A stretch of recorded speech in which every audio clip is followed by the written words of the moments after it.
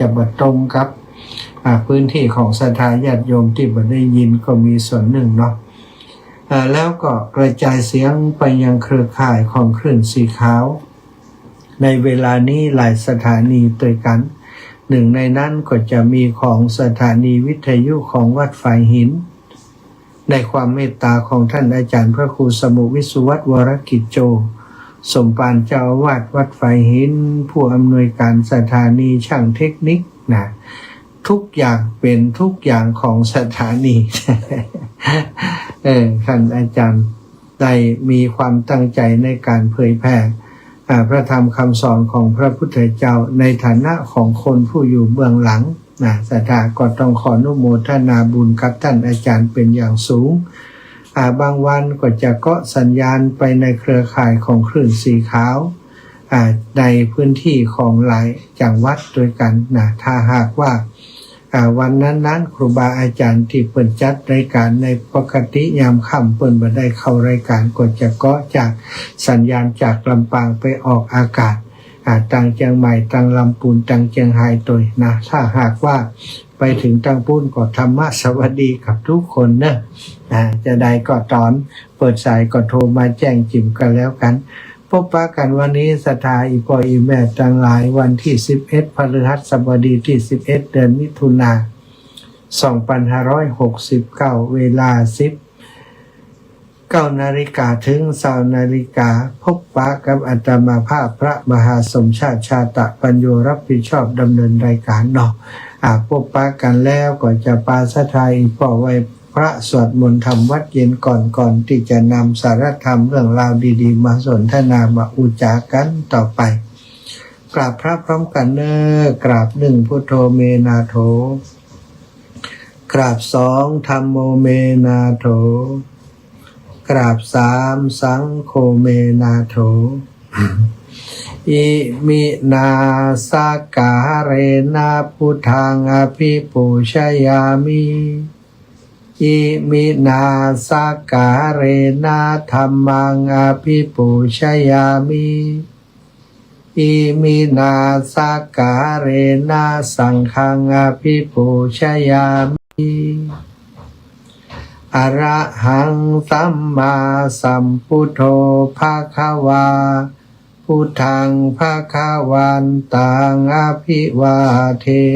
มิกราสวากขาโตภควตาธัมโมธัมมังนะมัสสามิกราสุปฏิปันโนภควโตสาวกสังโฆสังฆังนะมามิกรานะโมตัสสะภะคะวะโตอะระหะโตสัมมาสัมพุทธัสสะนะโมตัสสะภะคะวะโตอะระหะโตสัมมาสัมพุทธัสสะนะโมตัสสะภะคะวะโตอะระหะโตสัมมาสัมพุทธัสสะพุทธังสารนังกัจฉามิธัมมังสารนังกัจฉามิสังฆังสารนังกัจฉามิตุติยัมปิพุทธังสารนังกัจฉามิตุติยัมปิธัมมังสารนังกัจฉามิ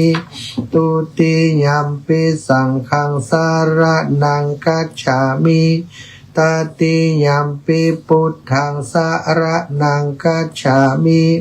ตติยัมปิธัมมังสารนังกัจฉามิตติยัมปิสังฆังสารนังกัจฉามิอิติปิโสภะคะวะอะระหังสัมมาสัมพุทโธวิชชาจารณะสัมปันโนสุขโตโลกวิทูอนุตตโรปุริสธัมมะสารทิสัทธาเทวมนุษย์สานังพุทโธภะคะวะติสาวะคาโต ภะคะวะตาธัมโมสันทิฏฐิโกอากาลิโกเอหิปัสสิโกโอปานายิโกปัจจตัง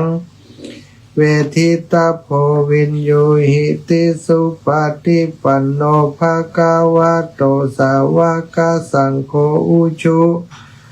ปฏิปันโนภะคะวะโตสาวกสังโฆยายาปฏิปันโนภะคะวะโตสาวกสังโฆ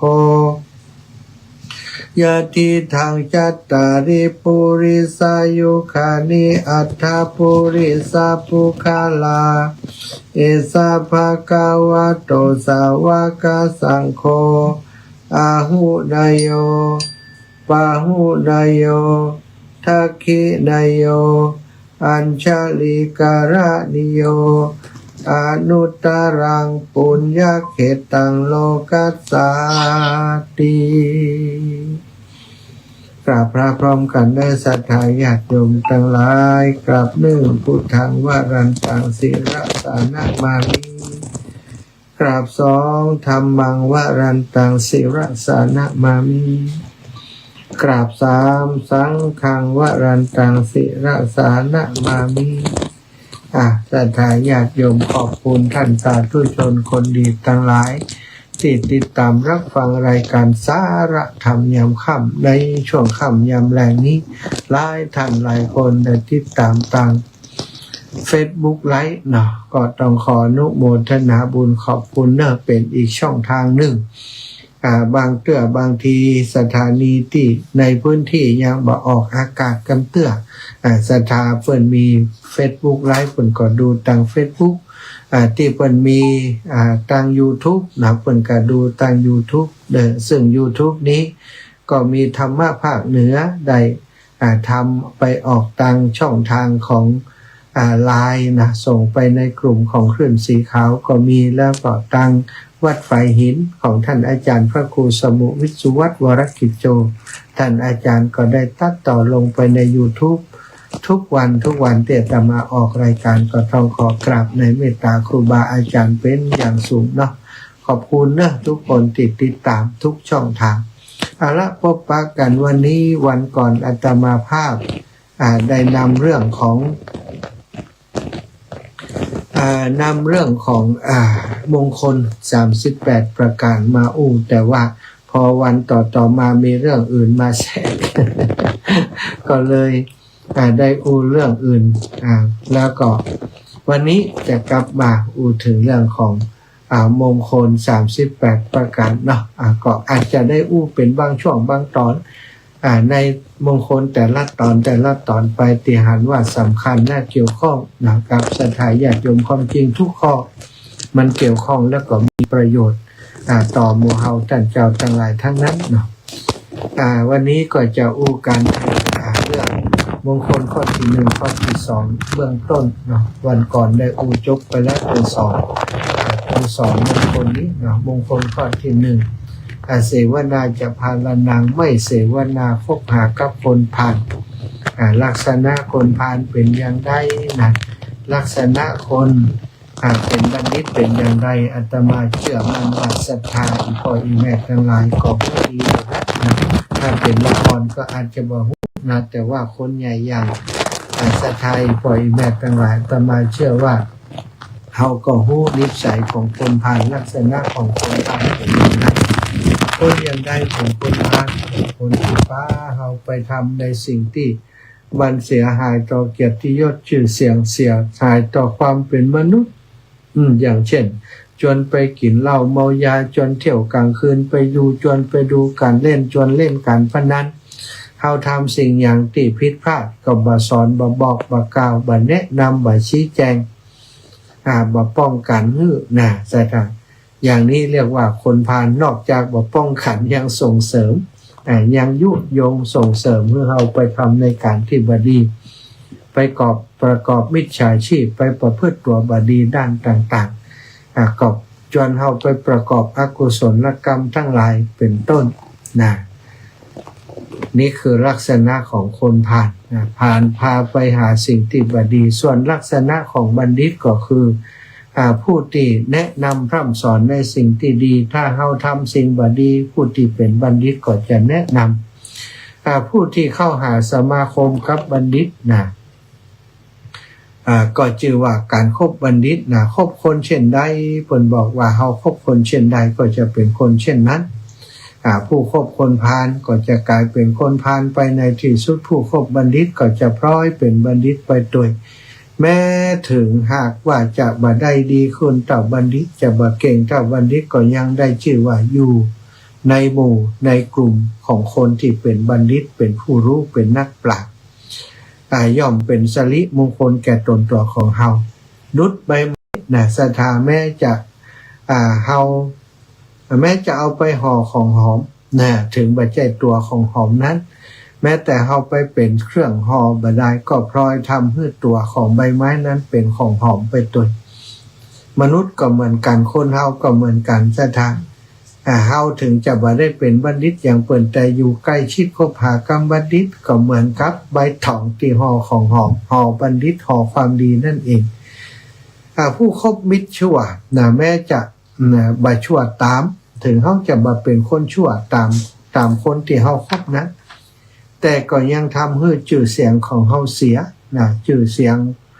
ของเฮาเสียว่าเฮานี่สมาคมคบหากับคนชั่ว ดุจคนที่เดินทางร่วมกับโจรศรัทธาซึ่งถึงแม้ว่าจะบ่ใช่โจรก็ยังพลอยถูก คนอื่นตำหนิว่า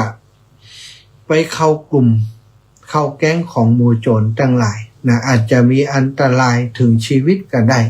เปิ่นยับโจรมาเปิ่นจับโจรมาโอ้เปิ่นจะไปเลือกได้อย่างว่าคนนี้จะเป็นโจรหรือไม่อาจจะคิดว่าเป็นผู้ที่ทรงคู่ร่วมคิดร่วมทำกับโจรถูกจับถูกยับหรือว่าถูกฆ่าถึงฟันไปได้พอให้ทำให้ตัวเฮามัวหมองไปโดยผู้ชื่อว่าเป็นบัณฑิตนั้นแม้เมื่อเฮาคบเพียงครั้งเดียวการคบนั้นตีก็ทำให้เฮานั้นอยู่มีความสุขอยู่เป็นนิดสามารถจะคุ้มครองป้องกันภัยและก็สนับสนุนเฮาให้มีชื่อเสียงเกียรติคุณได้ผู้ใดคบหากับบัณฑิตแล้วย่อมจะชักพาให้ทำดีคือทำทานศีลภาวนาเป็นต้นจวนให้เฮาประพฤติในสุจริต3อันได้แก่กายสุจริต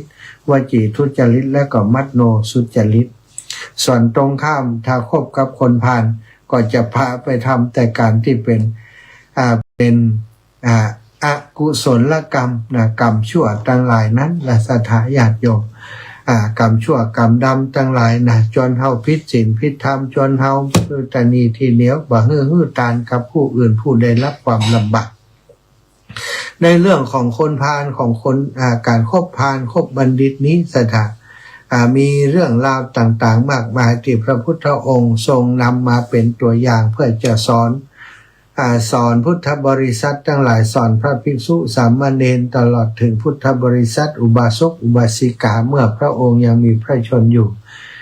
อย่างในเรื่องของสัตตคุมภะในเรื่องของสัตตคุมภะชาดกวัดโดยเรื่องของการคบหาคนพาลศรัทธาปารภเหตุที่เกิดขึ้นในสมัยพุทธกาลนั้นมีพระราชาพระนามว่าพิมพิสารซึ่งเป็นคนที่รุ่นราวคราวเดียวกับพระพุทธเจ้าแล้วก็รู้สึกว่าจะมีการคบหากับเจ้าชายพระโพธิสัตว์พุทธเจ้าตั้งแต่เป็นเจ้าชายสิทธัตถะเมื่อพระพุทธองค์มาปฏิบัติบวชแสวงหาโมกขธรรมเพื่อความหลุดพ้นได้เดินผ่านมาตังเมืองกรุงราชคฤห์ที่พระเจ้าพิมพิสารเป็นพระราชกุมารอยู่พระองค์ก็ได้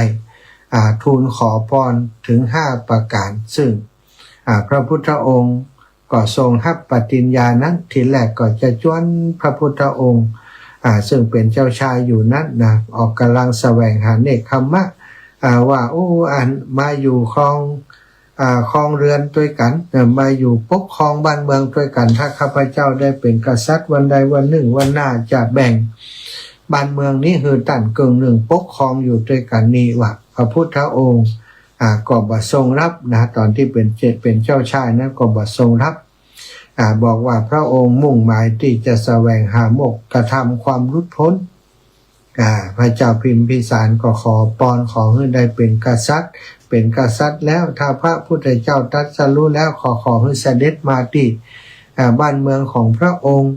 ขอให้พระองค์ได้อยู่ใกล้นั่งใกล้พระพุทธเจ้าเป็นต้นสถาน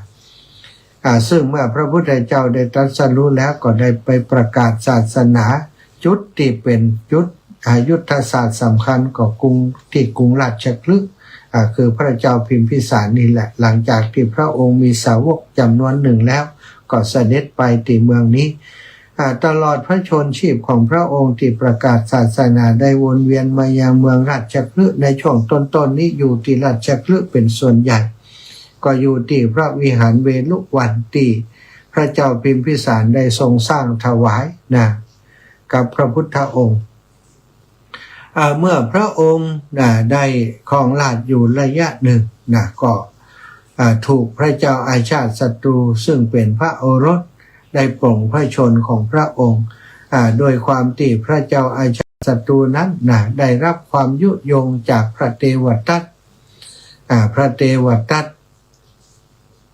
ก็ได้ทำให้เจ้าชายอาชาติศัตรูนั้นได้หันพิษเป็นชอบเพราะคบคนพาลคือพระเทวทัตนั้นก็ทำให้สุดท้ายได้ปลงพระชนพระบิดาเมื่อสิ้นพระเจ้าพิมพิสารพระเจ้าอาชาติศัตรูผู้ทำปีตุฆาตนั้นขึ้นครองแคว้นมคธตามคำยุยงของพระเทวทัตก่อนได้สร้างพุทธสถานใหม่ขึ้นที่ขยาศีสะแยกส่งออกเป็น2 ส่วนภิกษุบวชใหม่เกือบทั้งหมดเก็บเครื่องบริขารออกเดินตามหลังพระเทวทัตไปจำพรรษาอยู่ในอารามนั้นโดยคิดว่าในอารามแห่งนี้มีพระราชาพระเจ้าอาชาติศัตรูอุปถัมภ์ต้องเจริญรุ่งเรืองแน่ว่าอย่างนั้นหวังยศตำแหน่งลาภสักการะบวชภิกษุบวชใหม่เกือบทั้งหมดก็ไปจำพรรษาที่อารามแห่งนั้นมอบตัวเป็นศิษย์ปฏิบัติตามคำสอนของพระเทวทัตที่บัญญัติขึ้นอย่างหลงพิษเข้าของเครื่องใช้ที่อำนวยความสะดวกทั้งหลายเก็บไปหมดเมื่อไปอยู่ที่ใหม่จะได้สะดวกสบายเยอะขึ้นเมื่อพระเทวทัตได้แยกส่งออกเป็น2 ส่วนอย่างนั้นพระสารีบุตรและพระโมคคัลลานะอันเป็นพระธรรมเถนาบดีสาวกซ้ายขวาของพระพุทธเจ้าก็หันว่าโดยความเมตตาสงสารภิกษุที่บวชใหม่ตั้งหลายนั้นจะพลอยเสียประโยชน์ในการบวชเพราะไปคบหากับคนบดีคือพระเทวทัตนี้ต่อไปก็จะเสื่อมจากมรรคผลนิพพานถ้าหากว่าเอาคืนมาอยู่ในสำนักของพระพุทธเจ้าศรัทธาต่อมาอัครสาวกเบื้องซ้ายเบื้องขวาก็ได้คือพระสารีบุตรพระโมคคัลลานะไปนำได้ไปนำภิกษุทั้งหลายเหล่านั้นกลับมาอยู่กับพระพุทธเจ้าในที่สุดปริศนาข้อที่เป็นคำวิพากษ์วิจารณ์ของภิกษุสงฆ์ที่ไปใกล้ชิดกับพระเทวทัตก็ยังมีพระธรรมวินัยและจิตธรรมครบถ้วนอยู่หรือไม่พระผู้มีพระภาคเจ้าทรงตรัสเล่าชาดกเรื่องหนึ่งคือภิกษุทั้งหลายได้กล่าวได้อู้กันในธรรมสภาว่าอัศจรรย์หนอท่านทั้งหลายการที่ภิกษุทั้งหลายที่หลงพิษไปเข้ากับพระเทวทัตนั้นบัดเดี๋ยวนี้ท่านอัครสาวกทั้งสองได้ไปนำกลับมาอยู่ในธรรมวินัยได้อีกพระพุทธองค์ก็ได้นำชาดกเรื่องในอดีตมาเล่าให้ภิกษุทั้งหลายฟังคือพระองค์นี้ทรงมีเรียกว่าปุเพนิวาสานุสติญาณยังรู้สรรพชีวิตทุกภพทุกชาติจึงทรงมีพระกรุณาตรัสเล่าชาดกแสดงโทษของการคบหาคนพาลซึ่งมีในสัตติคุมพระชาดก ความว่าในยุคสมัยของพระเจ้าปัญจาละทรงครองประเทศอุตรปัญจาละนั้น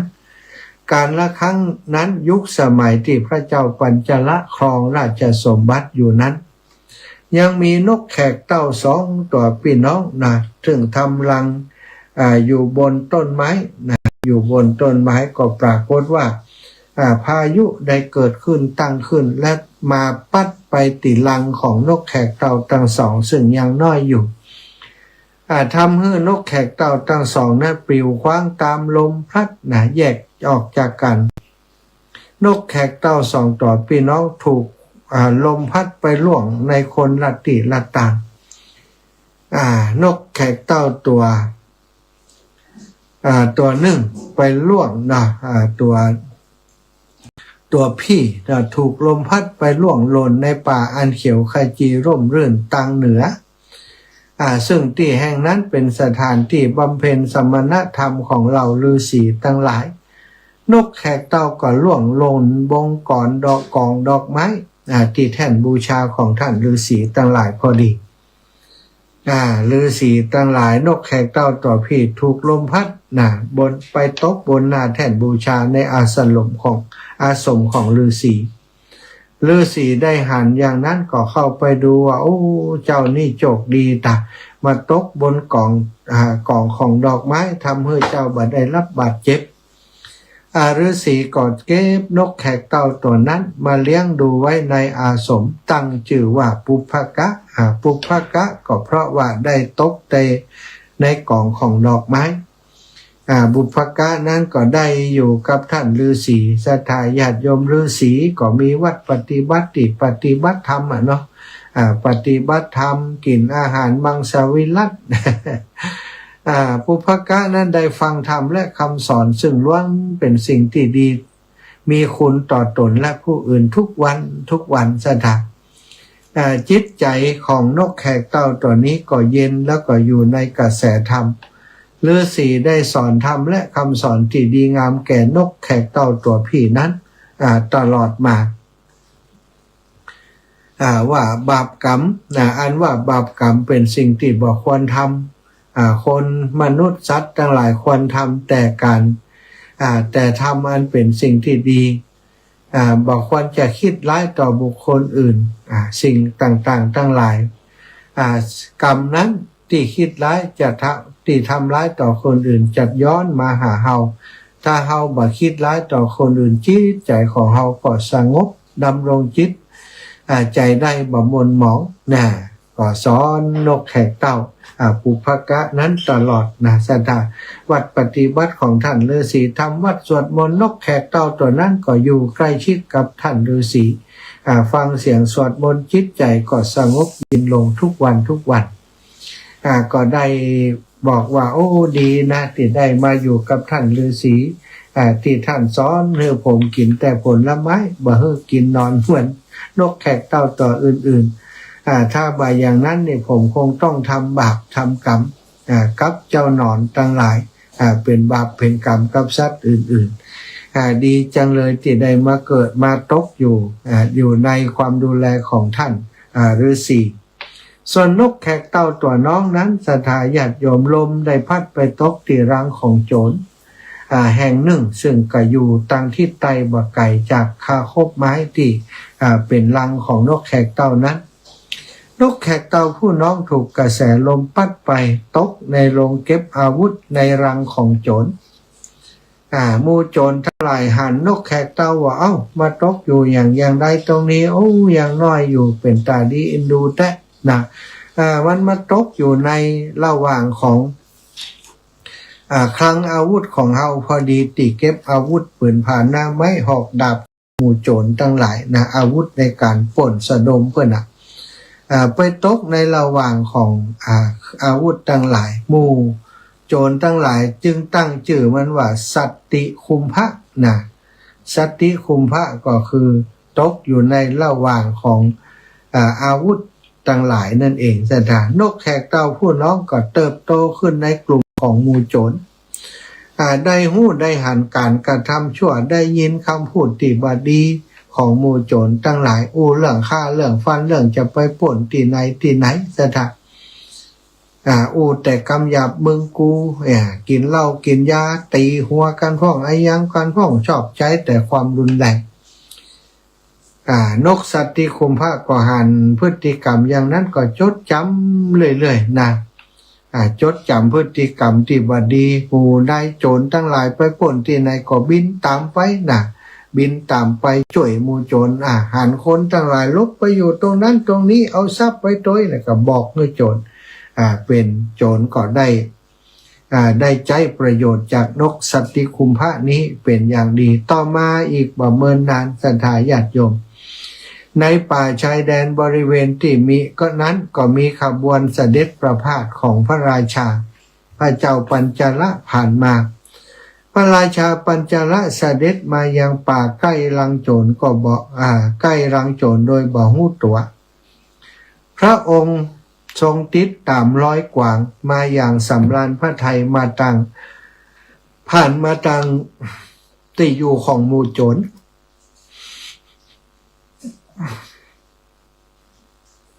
พระองค์ก็ได้ติดตามไปทางนั้นแล้วก็พระองค์ได้หลงไปแต่เพียงลำพังพระองค์เดียวนะซึ่งคนทหารทั้งหลายติดตามนั้นนะก็ไล่บัดตันบอกถ้าไผ่ไล่ต้อนกวางออกมาแล้วหากผู้ใดปล่อยให้กวางหนีออกไปทางตนเองก็จะถูกลงโทษเป็นอย่างนักว่าอันพระเจ้าปัญจละสั่งทหารให้ล้อมจับกวางให้ได้เมื่อพระเจ้าปัญจละตัดจบกวางเจ้ากรรมก็วิ่งผ่านมาตังพระเจ้าปัญจละพอดีศรัทธาญาติโยมนั่นตัวเองคุ้มครองบ่ดีกวางออกทางนี้ก็เลยได้วิ่งไล่ตามไปขวับมาตามไปทหารก็รีบตามกวางตัวน้อยไปแต่ว่าม้าของพระราชานั้นเร็วกว่าเนาะม้าของทหารไล่ตามกวางไปอย่างรวดเร็วด้วยคัตติยมานะนะเรียกว่าความถือตัวของพระราชาพระเจ้าปัญจละขวับม้าทรงตามไล่กวางนั้นไปอย่างรวดเร็วจนทหารทุกคนบ่มีใครตามเสด็จได้ทันกวางตัวนั้นก็วิ่งเร็วหน้าดูซะท่าหนีม้าของพระราชาไปได้นะมีแต่ขุนทหารชราเท่านั้นที่ขี่ม้าติดตามพระราชาจนพบทั้งสองตามร้อยกวางข่าวตัวนั้นจนเหนื่อยแต่ก็บ่หันแม้แต่เงากวางข้างหน้ามีไปตีต้นไม้ใหญ่พระราชาก็ไปพักอยู่ที่หั่นพระเจ้าปัญจละประทับที่โคนต้นไม้อยู่บ่เมินนานนักก็บ่อาจจะพักอย่างสำราญได้เพราะรำคาญพระทัยครับเสียงนกตัวหนึ่งโอ้ท้องนกตัวนั้นมันบอกว่าท้องว่ะท้องท้องเพชรพลอยถอดมาเอามาเร็วเอามาให้ข้าเสียดีๆถ้าบอกเอามาเดี๋ยวจะฆ่านะวะเอามาเร็วๆนกตัวนั้นนกแขกเต่าสัตตคุมพระนั้นสัตตติคุมพระก็บินมาหาพระราชาซึ่งพระวรกายประดับโดยเพชรพลอยก็ได้พูดอย่างนั้นนกตัวนี้ก็คือสัตติคุมพระซึ่งอาศัยอยู่กับพวกโจรป่าประพฤติกรรมต่างๆจึงมีพฤติกรรมเหมือนกับเราโจรป่าและคำว่าป่นเลยว่าอันฆ่ามันให้หมดสัตติคุมพระบินไปดูลาดเราจนพอใจแล้วก็รีบกลับไปยังลังโจรเพื่อจะนำความไปบอกพักพวกคือมาปล้นทรัพย์แต่บังเอิญทุกคนนั้นบ่ได้อยู่ที่นั้นออกไปกำลังออกไปปล้นอยู่ข้างนอกกันเสียหมดคงเหลือแต่พ่อครัวคนหนึ่งเท่านั้นนกสัตติคุมพระกลับมารายงานโจรเพื่อจะให้ออกไปปล้นเหยื่อที่ตนหันเร็วเข้ามาเร็วฆ่ามันเลยฆ่ามันให้หมดปล้นมันว่ะพระราชาได้ยินอย่างนั้นก็เจ้านกนี้มันบอกให้ไข่ไปป่วนไผ่วะเนี่ยเห็นของดีของข้าละสิสัญชาตญาณนกโจรจริงนะเจ้านี่ไปดูก็ได้ว่าอันหมู่ที่อันเป็นป่อครัวคนนั้นก็ไปพอนั่นไงใต้ต้นไม้นั้นว่าอันนกแขกเต้าก็จี้คือพอพระราชา ก็เข้าไปเจ้านกนั้นนั่นพระราชากับขุนพลนะเว้ยอย่าหาติดตายเลยแกไปกลับไปเถอะว่าหมู่ปอกควาก็บอกว่าบ่ได้คุณซึกได้ยินเสียงนกนั้นก็หันว่าบ่ปลอดภัยจึงพระราชาเสด็จออกจากที่นั้นไปก็ไปจนถึงไปอยู่ที่อยู่ของท่านฤาษีศรัทธาญาติโยมก็ไปปะนกแขกเต้านกแขกเต้าที่อยู่กับท่านฤาษีปุพกะเนาะปุพกะเมื่อผ่านพระราชาเสด็จมาก็ได้เจรจาด้วยวาจาที่ไพเราะนะบอกว่าโอ้ท่านเดินทางมาเหนื่อยมาเข้ามาทางในก่อนมาพักอยู่ก่อนที่นี่มีผลไม้มีน้ำอะไรอย่างกินท่านจงมาอยู่ที่นี่เถิดนะมาพักที่นี้ก่อนนะบรรณาเชื่อว่าการที่ได้มาคุยกับนกแขกเต้าจะทำให้พระราชาให้ซึกสบายพระทัยว่าแล้วก็ได้ไปเข้าไปหาท่านดาบสในที่สุดก็ได้ฟังจากท่านดาบสพระราชาได้ฟังธรรมจากท่านดาบสว่าการฮือร้ายการคิดร้ายต่อผู้อื่นต่อสัตว์อื่นการฆ่าสัตว์ตัดชีวิตบัดดีทุกสรรพสิ่งก็ฮักชีวิตของตัวเองถ้าพระองค์ฮักชีวิตของพระองค์ก็บ่ควรจะทำร้ายชีวิตของผู้อื่นพระราชาได้ฟังอย่างนั้นก็ได้สติคิดว่าโอ้เฮานี่ได้หลงผิดได้ล่าสัตว์ได้ฆ่าสัตว์ตัดชีวิตมานักแล้วได้ฟังท่านฤาษีได้สอนอย่างนี้จากนี้ไปจะบัทำสิ่งเหล่านี้อีกแล้วว่าสถักแล้วก็ทูลขอนกแขกเต้าจากท่านฤาษีนี้ไปเลี้ยงในพระราชวังของพระองค์พระองค์ก็ได้เล่าเรื่องนี้คือกับฤาษีฟังว่าตะกี้นั้นได้ไปเจอนกแขกเต้าตัวนั้นจวนป่นอย่างเดียวจะฆ่าอย่างเดียวพระเจ้าค่ะนกแขกเต้าตัวนี้ทำไมถึงพูดแต่ว่าจาติไพเราะท่านฤาษีก็บอกว่าเอามาอยู่ที่นี่เฮาก็สอนแต่คำดีๆบ่เคยอู้คำหยาบใส่เขาเลยส่วนนกแขกเต้าอีกตัวนั้นก็เป็นน้องของเขาเองนะฤาษีเพิ่นมีตาทิพย์หรอกมันไปเกิดในลังโจรมันก็เลยกลายเป็นโจรไปในที่สุดว่าอย่างนั้นน่าศรัทธาญาติโยมสรุปนิทานเรื่องนี้พระพุทธองค์ก็ทรงตรัสแก่ภิกษุทั้งหลายว่าหันหรือไม่ภิกษุทั้งหลายนกแขกเต้าสองพี่น้องนะทั้งที่บ่ได้มีสันดานโจรมาก่อนพอไปตกอยู่กับหมู่โจรก็กลายเป็นโจรในที่สุดนกแขกเต้าตัวนี้นะผู้ปีนั้นมาตกในบ่อนของฤาษีเรียกว่าเป็นผู้ที่เป็นบัณฑิตได้ฟังคำของบัณฑิตเป็นเนืองนิด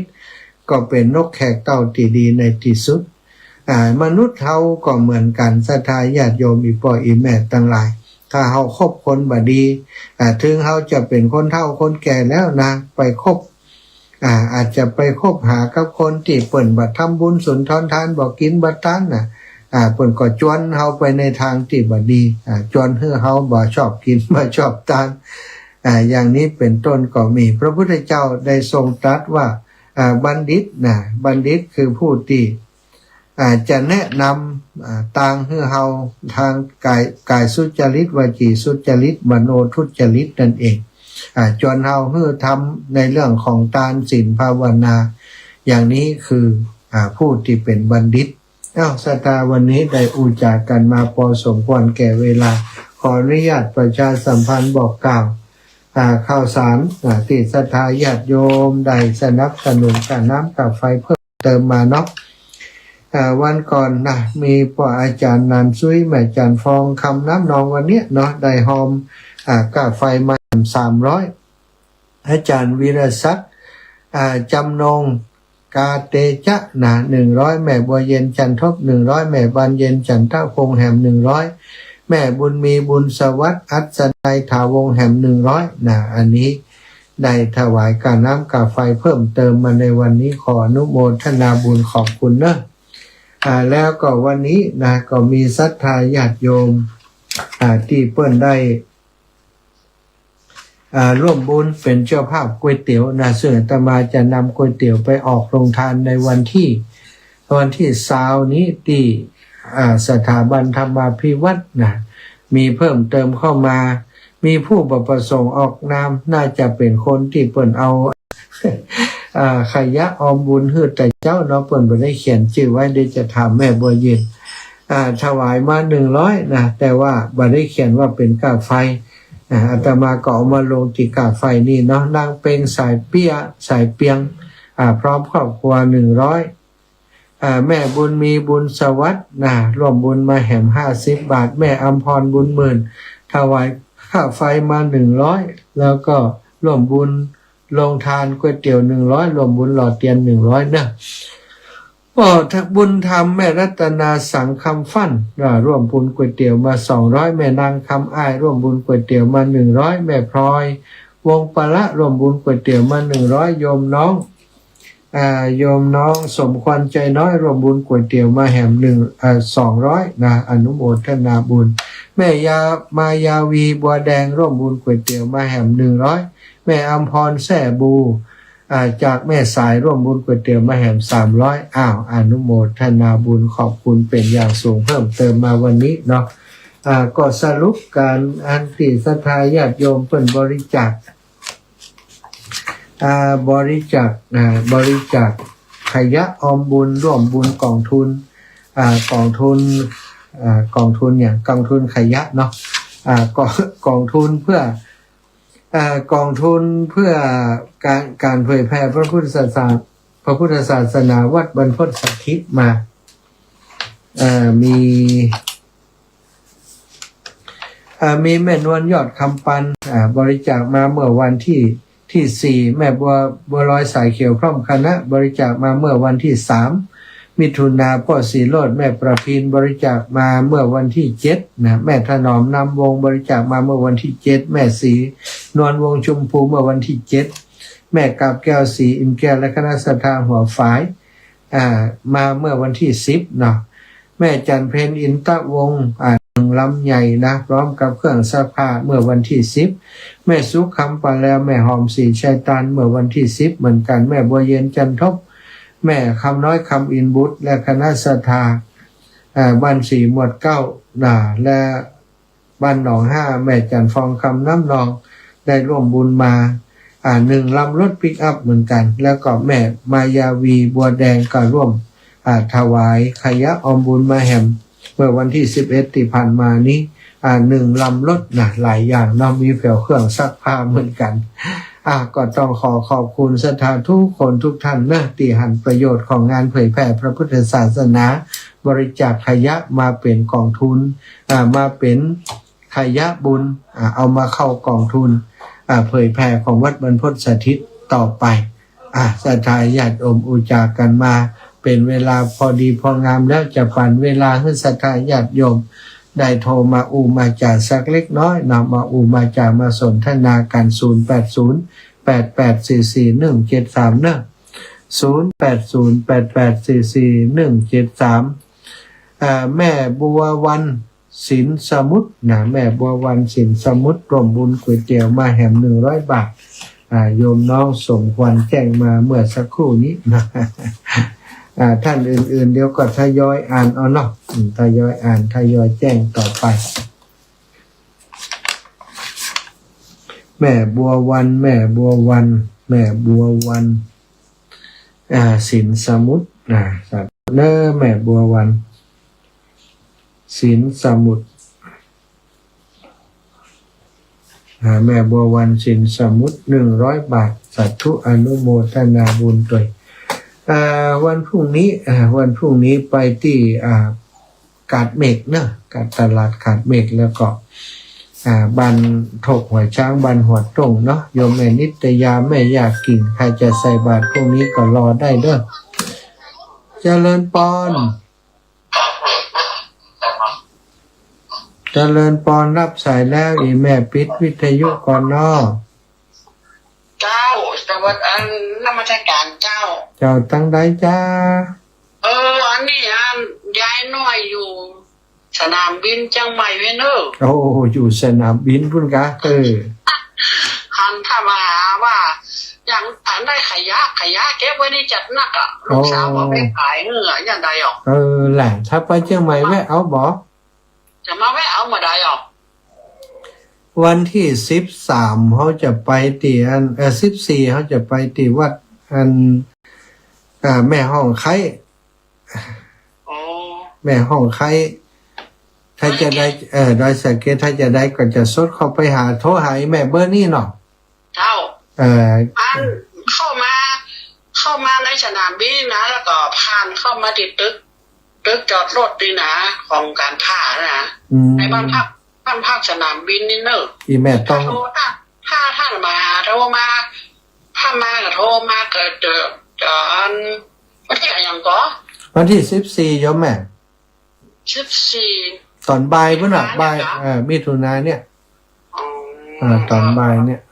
วัน จากฟังจังหวะนั่นแล้วก็ไม่ได้โทรหา แล้วยมแม่ยังก็ว่าให้ไหมล่ะ จืดแต่แม่อำพันธ์และจืดเล่นแบบแม่น้อย แม่อำพันธ์นามสกุลเนี่ย สวนโคตร สวนโคตรสวนโคตรชื่อเล่นแม่น้อยเนาะ เราอันถ้าเข้ามาก็ถ้ามาก็ ย้ำฮู้จักอีแม่เนาะย้ำฮู้จักอีแม่อยู่เนาะหมู่ย้ำของฮู้จักอีแม่เนาะที่ประตูน่ะ ยามนั่นบอกฮู้จักแต่ฮู้จักบอกว่าเข้ามาหาลูกสาวไปทำงานการทหารนี่เนาะเข้ามาซอย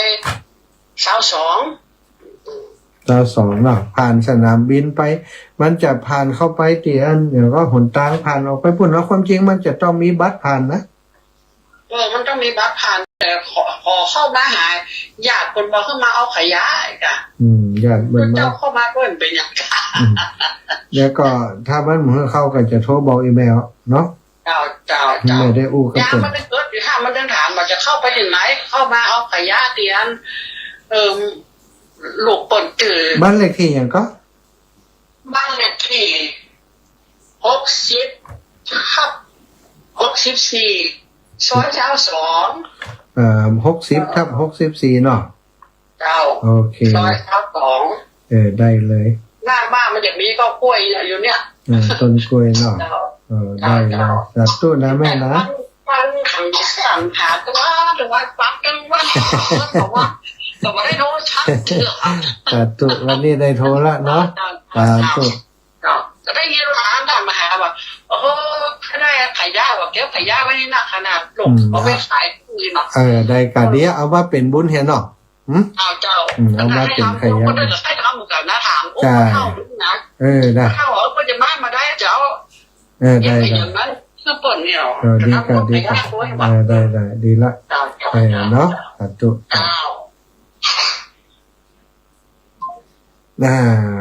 แม่อำพันธ์สวนโคตรหรือว่าแม่น้อยเนาะเนี่ยบันทึกไว้ก่อน แม่อำพันธ์อาสทาญาติโยมไผจะโทรมายังมีเวลาอยู่เด้อ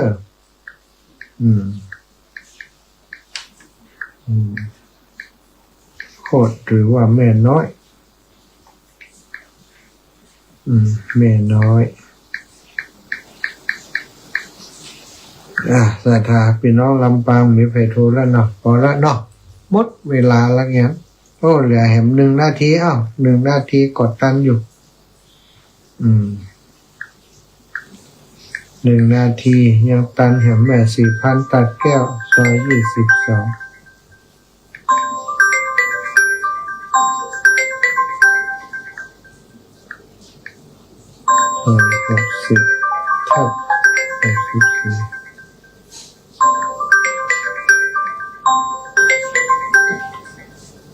เจริญพรแม่ศรีพาน